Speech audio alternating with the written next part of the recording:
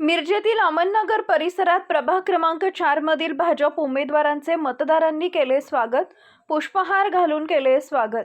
मिरजेतील अमननगर परिसरातील मतदारांनी प्रभाग क्रमांक 4 मधील भाजपाचे उमेदवार निरंजन औटी आणि अन्य उमेदवारांना पुष्पहार घालून जोरदार स्वागत केले.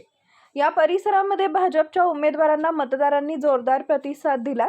भाजपचे उमेदवार अपर्णा शेटे, विद्या नलवडे, मोहन वाटवे आणि निरंजन औटी यांचा जोरदार प्रचार सुरू आहे.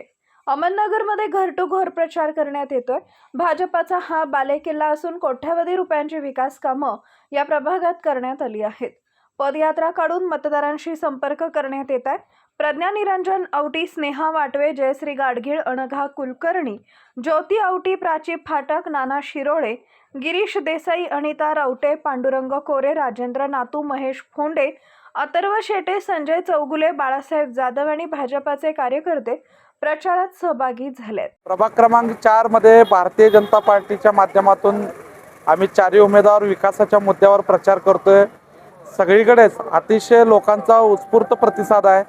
गेले 5-10 वर्ष केलेल्या कामाचं फळ मिळालं असं मला वाटतंय, कारण की जेल त्या तिथं लोक अतिशय उत्साहानं स्वागत करतात. आज विशेष करून अहमदनगर भागामध्ये आम्ही प्रचार रॅली काढली आणि अतिशय म्हणजे आजपर्यंत केलेल्या प्रचाराचा सगळ्यात जास्त प्रतिसाद या ठिकाणी मला लाभला.